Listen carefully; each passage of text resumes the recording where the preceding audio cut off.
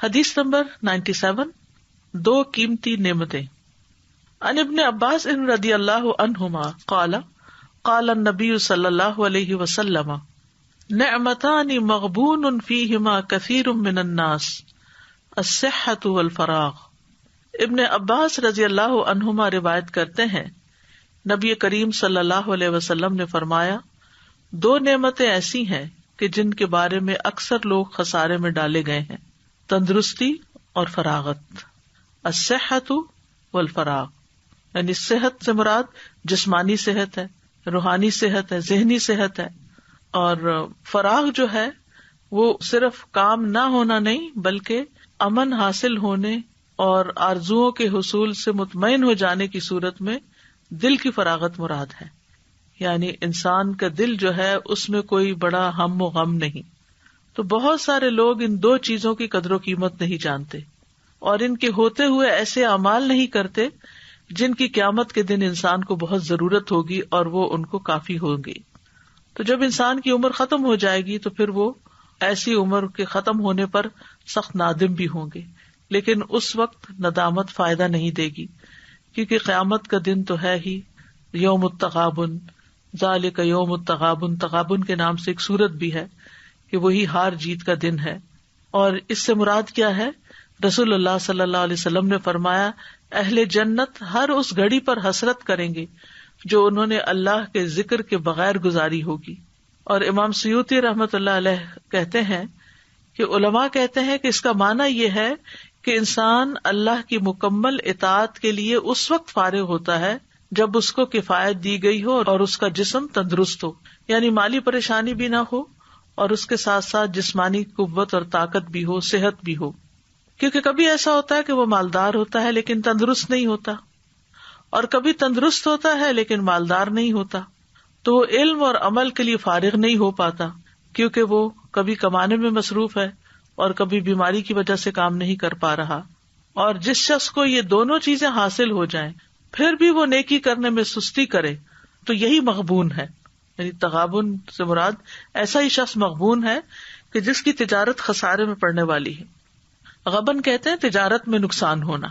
تو اس دنیا میں ہم دراصل ایک تجارت ہی کر رہے ہیں، اور اس میں کچھ لوگ کماتے چلے جا رہے ہیں اور کچھ لوگ گھاٹا کھا رہے ہیں، جیسے تجارت میں عام طور پہ ہوتا ہے کہ کچھ لوگ پروفٹ بنا لیتے ہیں اور کچھ لوگ لاس میں چلے جاتے ہیں۔ اور غبن کا لفظی معنی ہوتا ہے کمی اور گھاٹا۔ تو حدیث کا مطلب کیا ہے کہ بہت سے لوگ خسارے میں ہیں کیونکہ وہ ان دو نعمتوں تندرستی اور فراغت سے پورا فائدہ نہیں اٹھاتے، بلکہ تندرستی کے دنوں میں اپنے اوقات کو ضائع کر دیتے ہیں۔ اسی طرح جب ان کی فراغت ہوتی ہے، اطمینان میں ہوتے ہیں، تو بھی اس وقت کو وہ ضائع کر دیتے ہیں، اور اس وقت سے نہ تو اپنے دین کے کسی کام کا فائدہ اٹھاتے ہیں جو کہ ہمارے لیے سب سے اہم ہے، اور نہ ہی دنیا کے کسی کام کا فائدہ اٹھاتے ہیں۔ عبداللہ بن مسعود کہتے ہیں، میں اس آدمی سے ناراض ہو جاتا ہوں جس کو میں اس طرح فارغ دیکھوں کہ نہ تو وہ کوئی دنیا کا کام کرتا ہے اور نہ کوئی آخرت کا کام کرتا ہے، یعنی اس کے پاس وقت ہے، صحت ہے، ہمت ہے، اور وہ اس سے کچھ کما نہیں رہا۔ تو بہرحال انسان جب تندرست ہوتا ہے اور اسے کام کرنے پر قدرت حاصل ہوتی ہے تو پھر انسان کو نہ صرف یہ کہ کچھ کرنا چاہیے بلکہ ان چیزوں کو بھی چھوڑ دینا چاہیے جن سے اللہ سبحانہ وتعالیٰ نے منع کیا ہے، کیونکہ اس کا جسم تندرست ہے، اس کا سینہ فراخ ہے، اس کا دل مطمئن ہے، اور اس کے لیے کسی کام کے کرنے میں کوئی رکاوٹ نہیں۔ اور وقت کی فراغت اگر مراد ہو تو اس سے مطلب یہ ہے کہ انسان کے پاس پھر بہت کچھ کرنے کے مواقع ہوتے ہیں، اپرچونٹیز ہوتی ہیں، اور اپرچونٹیز کا یہ ہوتا ہے کہ انسان اگر ان کو اویل نہیں کرتا تو وہ کسی کا انتظار نہیں کرتی، وہ اپرچونٹی کسی اور کو مل جاتی ہے۔ تو یہ جو کہا گیا نا صحت اور فراغت خسارہ بنتے ہیں، تو یہ کیسے بنتے ہیں؟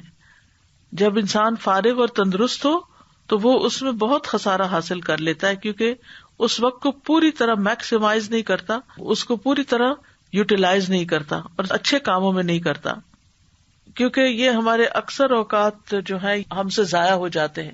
انسان سمجھتا ہے کہ میری یہ حالت ہمیشہ ایسی ہی رہے گی۔ یہ خسارہ بعض اوقات دنیا میں انسان کو نہ نظر آتا ہے نہ سمجھ آتا ہے کہ وہ کیا کھو رہا ہے، کیا ضائع کر رہا ہے، لیکن موت کے وقت اس کو جب اس کے عمل بتائے جائیں گے اور اس کا انجام بتایا جائے گا تو اس وقت وہ سخت حسرت اور ندامت کرے گا کہ یا لیتنی قدمت لحیاتی، اے کاش کہ میں نے اپنی زندگی کے لیے کچھ کیا ہوتا. اور زندگی سے مراد آخرت کی زندگی ہے. اور قیامت کے دن انسان ان خساروں کو بہت اچھی طرح جان لے گا. اب یہاں پر تو یہ بات کی گئی کہ جس کے پاس صحت بھی ہو، فراغت بھی ہو، اور پھر وہ اس سے فائدہ نہ اٹھائے تو وہ محروم ہے ایک طرح سے. تو یہاں صحت کی اہمیت کا بھی پتہ چل رہا ہے اس حدیث سے، اور ہمیں صحت کی حفاظت کرنے کا بھی حکم ہے. ایک حدیث سے پتہ چلتا ہے کہ حضرت عبداللہ ابن عمرو ابن العاص فرماتے ہیں کہ نبی صلی اللہ علیہ وسلم کو میرے بارے میں یہ بات پہنچی کہ میں مسلسل روزے رکھتا رہتا ہوں اور رات بھر نماز پڑھتا رہتا ہوں. تو آپ نے میری طرف پیغام بھیجا تو میں نے آپ سے ملاقات کی. آپ نے فرمایا کیا مجھے یہ خبر نہیں دی گئی کہ تم روزے رکھتے رہتے ہو اور افطار نہیں کرتے اور تم رات بھر نماز پڑھتے رہتے ہو؟ تم اس طرح نہ کیا کرو، کیونکہ تمہاری آنکھوں کا بھی تم پر حق ہے، اور تمہارے نفس کا بھی تم پر حق ہے، اور تمہاری بیوی کا بھی تم پر حق ہے. تم روزہ رکھو بھی اور افطار بھی کرو اور نماز بھی پڑھو اور سویا بھی کرو، اور ہر 10 دنوں میں سے 1 دن کا روزہ رکھو. یہ تمہارے لیے 9 روزوں کا اجر بن جائے گا. خاص طور پر اگر انسان ایام بیز میں 3 دن کے روزے رکھ لے تو پورے مہینے کے لیے کافی ہو جاتے ہیں. اور ایک اور روایت میں کہ آپ نے ان سے فرمایا اگر تم ایسا کرتے رہے تو تمہاری بینائی، یعنی اگر جیسے تمہاری اب روٹین ہے کہ نہ رات کو سوتے ہو اور دن کو روزہ رکھ لیتے ہو، تو اس سے تمہاری نگاہ کمزور ہو جائے گی اور تمہارا نفس تھک جائے گا. تو اس لیے بہت ضروری ہے کہ عبادت بھی اعتدال کے ساتھ کی جائے. ایک روایت میں آتا ہے کہ خیر الامور اوسطها، بہترین عمل وہ ہوتا ہے کہ جس میں درمیانہ روی پائی جاتی ہے. تو نیک انسان کے لیے صحت جو ہے وہ مالداری سے بہتر ہے. عبداللہ بن خبیب اپنے چچا سے روایت کرتے ہیں اور وہ کہتے ہیں کہ ہم لوگ ایک مجلس میں تھے کہ رسول اللہ صلی اللہ علیہ وسلم ہمارے پاس تشریف لائے. آپ کے سر پر پانی کے اثرات تھے. تو ہم نے کہا اللہ کے رسول ہم آپ کو بہت خوش دیکھ رہے ہیں. اور ظاہر ہے کہ نبی صلی اللہ علیہ وسلم خوش ہوتے تھے تو صحابہ بھی ان کو دیکھ کر خوش ہوتے تھے. تو آپ نے فرمایا کہ ہاں. پھر لوگ مالداری کا تذکرہ کرنے لگے تو رسول اللہ صلی اللہ علیہ وسلم نے فرمایا اللہ عز و جل سے ڈرنے والے کے لیے مالداری پہ کوئی حرج نہیں، البتہ اللہ عز و جل سے ڈرنے والے کے لیے مالداری سے زیادہ بہتر چیز صحت ہے، اور دل کا خوش ہونا بھی نعمت میں سے ہے. یعنی یہ اللہ کی بہت بڑی نعمت ہے کہ انسان کو قلبی اور جذباتی آسودگی حاصل ہو، کہ اس کا دل مطمئن ہو، نفس مطمئنہ اس کو نصیب ہو، اور ہر طرح کی بے چینی اور پریشانی سے پاک ہو. ابھی اس وقت آپ دیکھیں کہ کورونا کی وجہ سے 2 طرح کے لوگ پائے جاتے ہیں. ایک وہ ہے کہ جو ساری احتیاطی تدابیر کرنے کے بعد اللہ سبحانہ تعالیٰ پر توکل کرتے ہیں اور معاملہ اللہ کے سپرد کر کے اپنے روزمرہ کے کاموں کو نپٹا رہے ہیں، اپنے آپ کو مصروف رکھے ہوئے ہیں. اور دوسری طرف وہ لوگ ہیں کہ جو سب کام کاج چھوڑ کر صرف پریشان ہو رہے ہیں، حالانکہ پریشانی ان کی کسی کام آنے والی نہیں. ہماری زندگی بہت قیمتی ہے. 2 میں سے ایک چیز ہے، ایک یہ کہ اللہ تعالیٰ ہم سب کو اس مصیبت سے بچا لے. تو اس صورت میں بھی ہمارا وقت بہت قیمتی ہے، کیونکہ اس زندگی کے اندر جو کچھ ہم کریں گے اس کی اچھا کریں گے تو جزا، یا برا کریں گے تو وہ بھی برنامہ اعمال میں لکھ لیا جائے گا.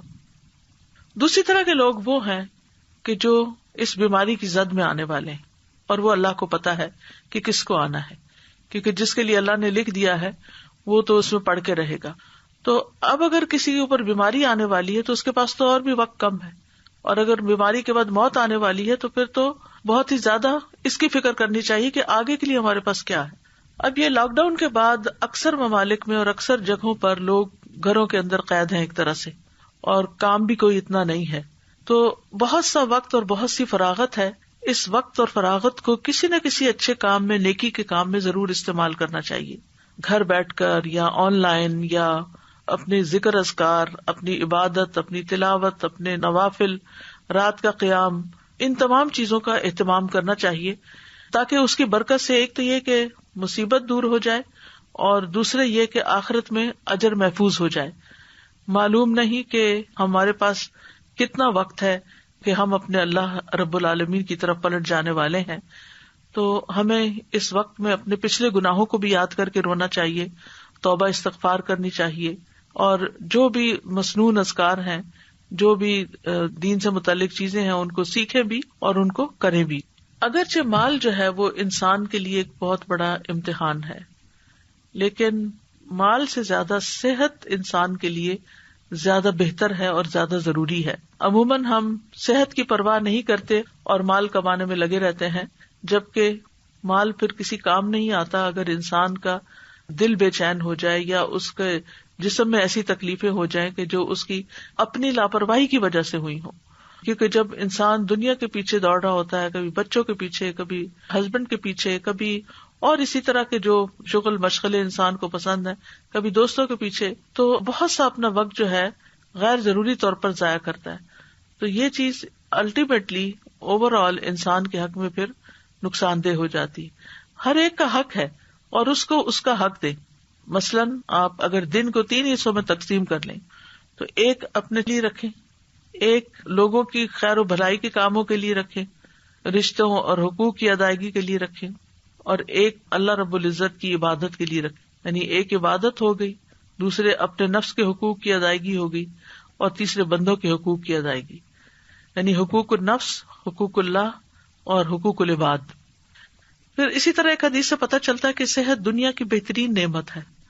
رسول اللہ صلی اللہ علیہ وسلم نے فرمایا، جس شخص نے اس حالت میں صبح کی کہ اسے اپنے بارے میں امن ہو اور وہ بدن کے لحاظ سے تندرست ہو اور اس کے پاس اس دن کے لیے روزی موجود ہو، تو گویا کہ اس کے لیے ساری دنیا جمع کر دی گئی. یعنی سبحان اللہ، صبح ہوئی، امن سے اٹھے اور جسم بھی تندرست ہے اور کھانے کو بھی ہے اس دن کے لیے، تو ساری دنیا اس کے پاس ہے. اور اگر انسان انہی نعمتوں پر شکر ادا کرتا رہے تو کچھ کام نہیں. پھر اسی طرح یہ کہ اللہ تعالیٰ سے عافیت کا سوال کرتے رہنا چاہیے. یعنی جب نعمت کے دن ہو، صحت کے دن ہو، تو انسان شکر ادا کرنے کے ساتھ ساتھ اللہ سے عافیت مانگے کہ اللہ تعالیٰ ہر جسمانی تکلیف اور مشقت سے بچا کے رکھے. رسول اللہ صلی اللہ علیہ وسلم نے فرمایا، اللہ سے عافیت کا سوال کیا کرو، کیونکہ کسی انسان کو عافیت سے بڑھ کر کوئی چیز نہیں دی گئی. اسی طرح بیماری کو صحت سے پہلے فائدہ مند جاننا چاہیے.